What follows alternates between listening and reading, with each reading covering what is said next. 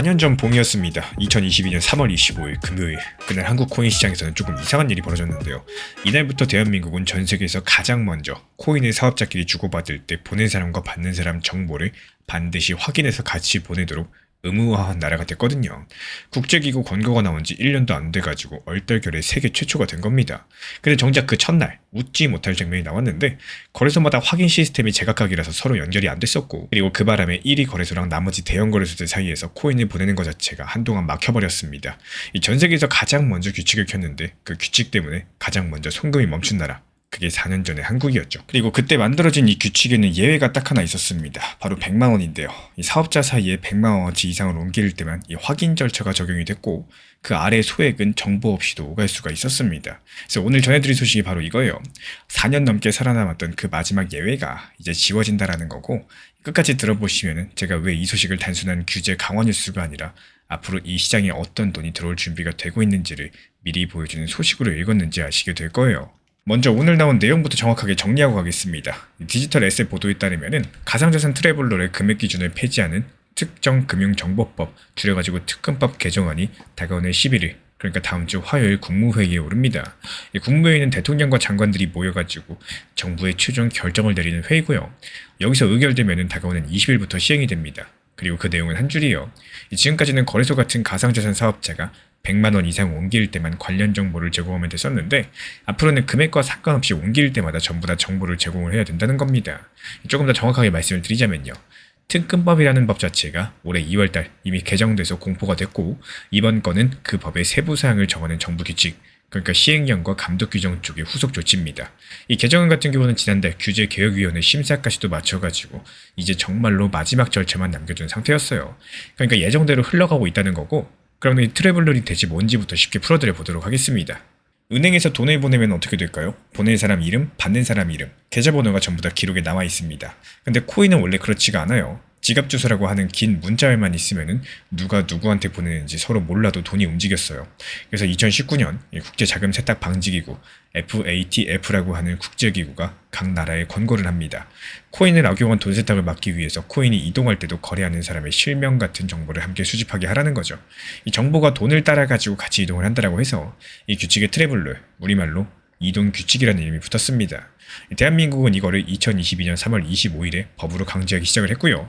그 기준선이 아까 말씀드린 100만 원인 겁니다. 그럼 이번 개정으로 뭐가 달라질까요? 이제 1만 원어치를 옮겨도, 아니 1원어치만 옮겨도 보낸 사람 정보가 같이 가야 됩니다. 그리고 이번에 하나 더 추가되는 게 바로 받는 쪽의 의무입니다. 지금까지는 보내는 쪽 사업자가 정보를 주는 구조였었다면은 개정안은 이제 코인을 받는 쪽 사업자도 보낸 쪽으로부터 고객의 성명, 가상자산 주소, 주민등록번호 같은 여러가지 정보들을 받도록 정했습니다.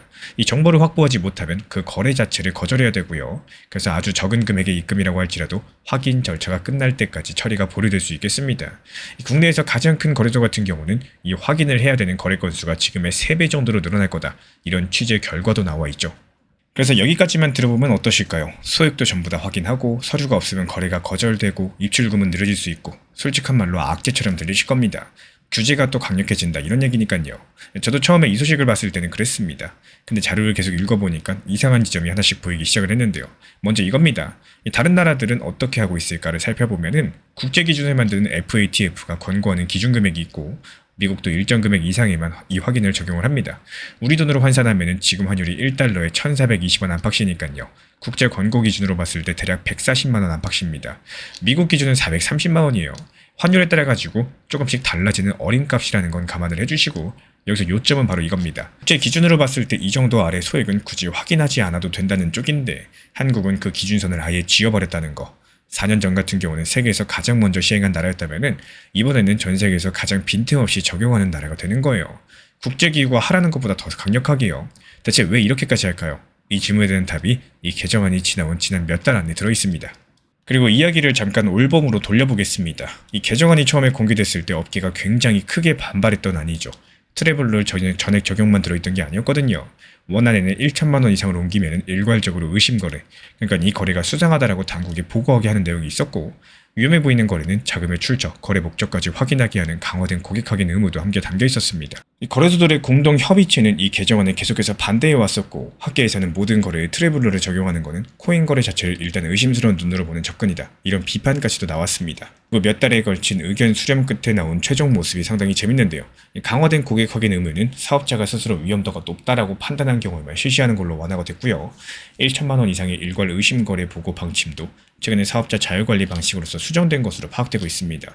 그러니까 대한민국 정부가 업계 목소리를 받아서 여기저기서 물러났다는 거고, 근데 딱 한 가지, 이 트래블러의 전액 적용만큼은 물러서지 않고 그대로 밀고 갑니다. 여기까지는 정부 발표, 언론 보도로 전부 다 확인되는 이 문서에 이미 적혀있는 내용들인데요. 이 협상에서 무엇을 내주고 무엇을 지켰는지를 보면 그쪽에 진짜 목적이 보입니다. 대한민국 정부는 의심하고 걸리는 쪽, 그러니까 수상하니까 보고해라, 돈의 출처를 캐물어라, 이런 쪽에서 물러섰습니다. 대신에 끝까지 지킨 건 한 가지예요. 금액이 크든 작든 모든 이동에 기록을 남긴다. 저는 이 선택이 이번 개정의 진짜 정체라고 보고 있습니다. 이 시장을 잠재적인 범죄 현장으로 보고 조이는 게 목적이었다면 의심거래 보고 쪽을 지켰겠죠. 근데 정부가 지킨 건 처벌이 아니라 기록이었습니다. 그러면 이 완벽한 기록은 누구한테 필요할까요? 여기서 오늘 영상에서 가장 오래 기억하셨으면 하는 대목이 나오는데요. 개인 투자자는 사실 지금 상태로도 거래하는 데 큰 지장이 없어요. 모든 이동이 서류로 남는 시장들을 반드시 필요로 하는 쪽은 따로 있습니다. 회사 돈, 기관 돈이겠죠. 법인이 회사 돈으로 어떤 자산을 사려면은 그 돈이 어디서 와서 어디로 갔는지 담당자가 서류로 전부 증명할 수 있어야 됩니다. 설명이 안 되는 시장에서는 큰 돈이 처음부터 못 들어오죠. 근데 지금 대한민국 상황이 어떠냐? 금융위원회는 재작년 2월 법인 회사에 대한 가상자산 시장 참여를 단계적으로 허용하는 로드맵을 이미 발표를 해뒀습니다. 1단계로 비영리법인, 거래소의 매도가 허용됐고요. 다음 단계는 상장법인, 전문 투자회사 법인 차례입니다. 이 대상만 3,500곳 정도예요. 그러니까 회사 돈이 들어오는 방향성 자체는 이미 정부의 공식 일정표에 올라가 있는 거고, 그리고 그 일정 위에 소액까지도 전부 기록이 남는 시장이다. 이 조건이 8월 20일에 완성이 됩니다. 저는 이번 개정을 큰돈을 받기 전 끝내둬야 되는 마지막 준비가 마무리되는 장면으로 읽어봤어요. 그럼 이게 리플과 XRP랑 무슨 상관일까요? 이제 그 이야기를 드려보겠습니다. 규칙이 촘촘해질수록 유리해지는 쪽은 정해져 있죠. 처음부터 규칙 안에서 설계된 쪽입니다. 리플은 애초에 개인이 아니라 은행과 금융기관을 상대로 사업을 해온 회사고, 미국에서의 큰 법정 다툼도 작년에 이미 끝났습니다. 그리고 한국어 관련해가지고 의외로 덜 알려진 사실이 하나 있는데요. 리플은 작년 2월 이 국내 가상자산 수탁 전문 기업 비덱스랑 전략적인 제휴를 맺었고, 수탁이라는 것은 남의 코인을 대신 안전하게 보관하고 관리해주는 일인데요. 이 제휴가 무엇을 위한 것이었는지는 발표문에 그대로 나옵니다. 금융위원회가 발표한 법인의 가상자산 시장 이 진입 단계적 허용 기조에 맞춰가지고 기관들을 위한 안전한 XRP 보관 서비스를 제공하겠다는 거고, 그리고 작년 8월 이 XRP 수탁 서비스가 실제로 문을 열었습니다. 이 수탁사 같은 경우는 지금 우리은행과도 협력 관계를 맺었고요. 원화를 담보로 하는 스테이블 코인까지도 직접 발행을 했고, 맡아서 보관하는 자산이 800억을 넘어섰어요. 이게 무슨 말이냐? 앞으로 열릴 기관의 시대에 필요한 보관과 기록에 기반해 리플의 기술이 이미 한국 안에 들어와 있다는 겁니다. 이건 제 추측이 아니라 이미 벌어진 일이에요. 여기에 제 해석을 한 가지만 보태드리면은, 이 모든 이동이 기록되는 시장에서 기관이 코인을 다루려면은 이렇게 규제를 지키는 보관업체를 거치는 방법밖에 없습니다. 그 자리에 어느 회사의 기술이 먼저 들어가 있느냐, 법인 개방이 실제로 시작되는 날의 순서를 정하게 될 거고요. 그리고 XRP는 한국에서 가장 활발하게 거래되는 자산 가운데 하나로 꼽히는 코인입니다. 기록이 완비된 시장에 회사 돈이 처음 들어올 때 어떤 자산부터 살펴보게 될지 어렵지 않게 짐작이 가능하겠죠. 제 생각은 여기까지 하고 다시 확인된 사실들 위로 내려오겠습니다. 앞으로 어떻게 전개될지 가장 가능성이 높다고 보는 흐름 한 가지만 말씀을 드릴게요. 20일에 시행되고 나면은 처음 몇 주는 좋은 뉴스보다 불편하다는 뉴스가 먼저 나올 가능성이 큽니다. 소액 입출금이 확인 절차 때문에 늦어진다. 준비가 덜 된 중소거래소에서 처리가 밀린다. 이런 기사들. 하지만 그 시기가 지나고 시스템이 자리를 잡으면 미국 시장은 모든 이동이 기록되는 시장이라는 조건을 갖추게 될 거고, 그 위에서 법인 참여 확대랑 원화 스테이블코인 제도 논의가 진행되는 구도를 예상을 합니다.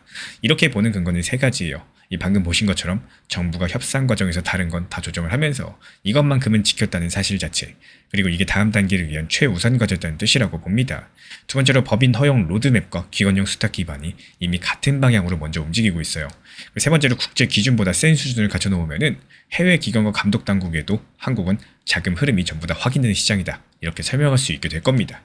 지난 폭락장에서 XRP 1830원 그리고 1900원서 이렇게 두 차례 분할 매수 들어갔던 물량들 이번에 2200원 단기 매도하면서 깔끔하게 나왔죠. 추가적인 매수 매도 타점 속보로서 받아보고 싶으신 분들께서는 현재 보이는 번호로 연락 주시거나 댓글창 링크 통해서 신청 주시면 확인되는 대로 입장 드리겠습니다.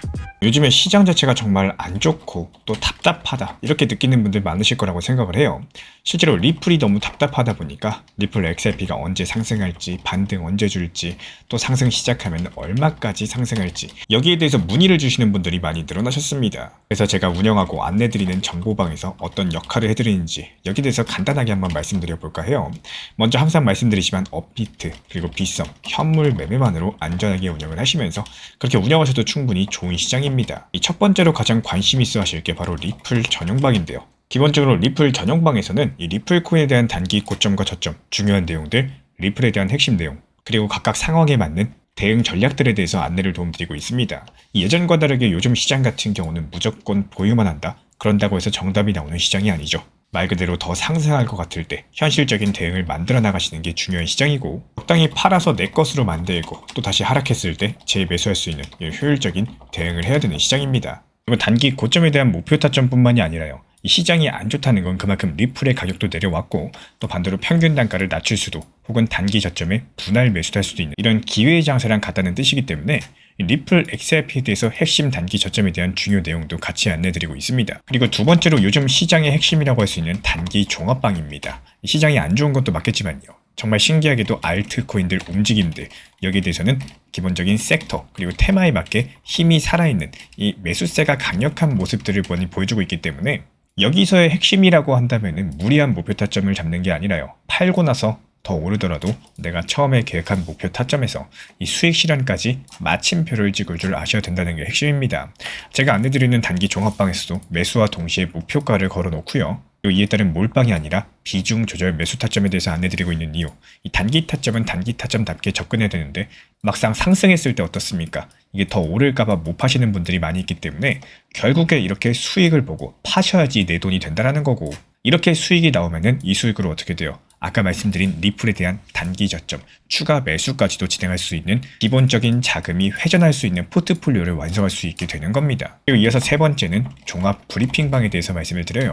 이 시장의 전체적인 흐름들, 그리고 메이저 코인들에 대한 이 중요 타점들, 여기에 대한 안내까지도 같이 설명을 도움드리고 있습니다. 이 결국에 시장의 방향성이라는 것들은요. 비트코인의 움직임을 무시할 수 없기 때문에 일부 낮은 비중으로 꾸준하게 비트코인에 대한 분할 매수에 대해서 안내를 드리면서 핵심 시장에 대해서도 말씀을 드리고 있습니다. 지금 많은 분들께서 관심이 있어 하시는 클래리티 법안의 진행 상황, 지금이 어떤 상황이고 가장 최신 속보는 무엇인지, 지금 갑자기 반등이 나오는 이유는 무엇인지, 최근에 트럼프랑 관련한 공격 취소 소식으로 인해 가지고 반등이 나왔고 그에 따른 대응 전략과 방향들에 대해서 실시간으로 같이 안내드리고 있는 방입니다. 이렇게 종합적인 리플 전용방, 그리고 단기 종합방, 그리고 전체적인 시장 시황 브리핑방까지도 세 가지 방에 대해서 같이 입장을 안내드리고 있고요. 정말 시끄럽게 떠들고 정신없게 안내드리는 이런 방이 아니라 제가 딱 핵심 내용만 설명드리고 안내 도움드리고 올려드리고 있기 때문에 그냥 편하게 보시면서 현물 매매로서만 필요로 하신 분들께서 문의 주시면은 안내 도움 드리도록 하겠습니다. 제가 안내해드리고 있는 코인 신사 채널 멤버십 전용방에 대해서 짧게 설명드려 보도록 하겠습니다.